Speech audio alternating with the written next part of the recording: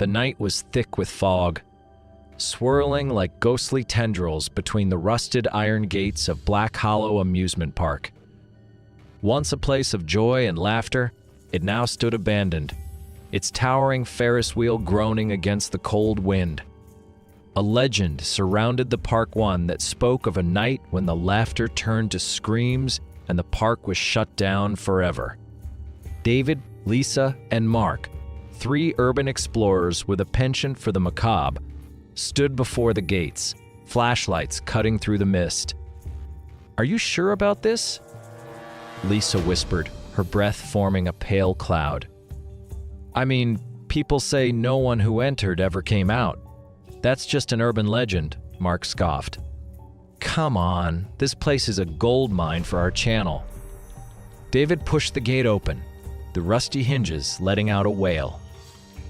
The darkness inside seemed unnatural, swallowing the beams of their flashlights. The trio stepped inside, the distant sound of a creaking ride echoing through the silence. As they ventured deeper, they passed decayed food stands where moldy popcorn bags still clung to their racks.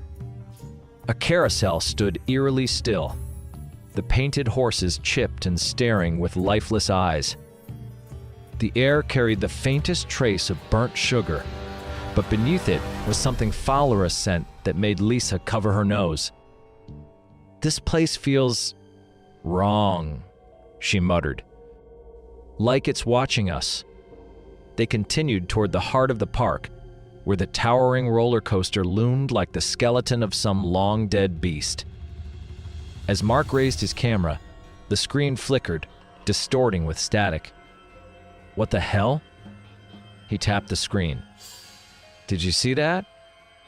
The sound of laughter, childlike and echoing, drifted through the air. David spun, his flashlight shaking. "Who's there?" No answer. Just the sound of a distant ride starting up, the Ferris wheel groaning to life, its once dead lights flickering a sickly yellow. The seats rocked gently, and from somewhere in the mist, a carnival tune played on warped speakers. Lisa grabbed Mark's sleeve. "We need to leave. Now." A shadow darted past the carousel. Mark swung the camera toward it, the screen filling with distorted images. A face pale and grinning with black, hollow eyes flashed for just a moment before vanishing. "Run!" David screamed. They tore through the park, past the skeletal remains of the roller coaster, past the twisted wreckage of bumper cars. But the park had changed. The paths twisted, leading them back to the center, where the Ferris wheel spun, its motion unnatural, too smooth for a machine so old. Lisa's breath hitched as she saw them figures standing in the seats of the wheel, motionless. Their heads turned in unison toward the trio, black eyes glinting in the dim light. "There's no way out," Mark gasped. The laughter rose again, now deafening, merging with screams. The figures stepped down from the Ferris wheel, moving unnaturally, their limbs jerking as if controlled by invisible strings. Lisa turned to run, but the ground beneath her crumbled into darkness. Mark tried to grab her hand, but his fingers grasped only air as she was swallowed whole. David screamed as shadows pulled Mark into the void, his form vanishing into the suffocating blackness. The last thing David saw was the Ferris wheel slowing, its figures grinning wider, the park's darkness consuming all. Then silence. And the amusement park stood still once more, waiting for its next visitors. David's eyes fluttered open.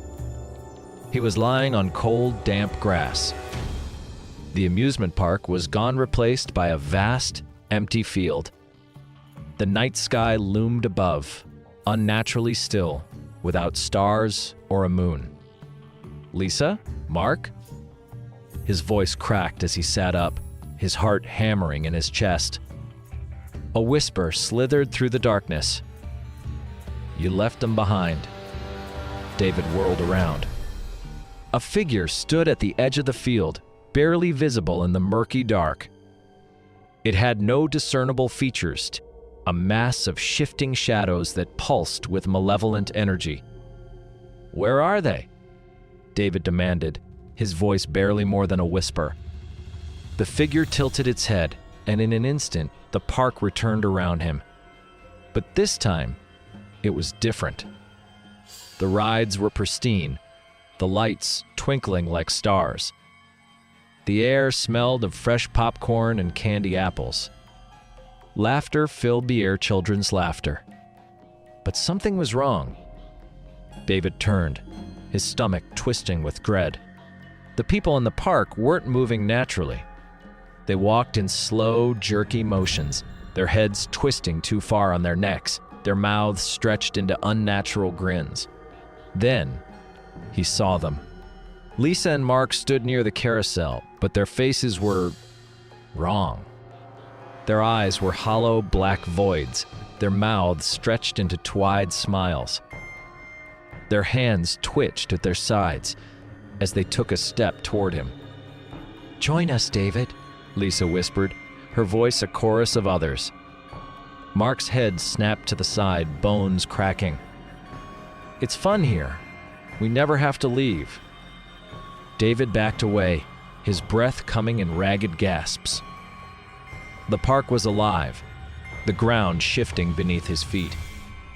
The figure from the field reappeared beside him, its voice an echo inside his mind. "You were chosen, David.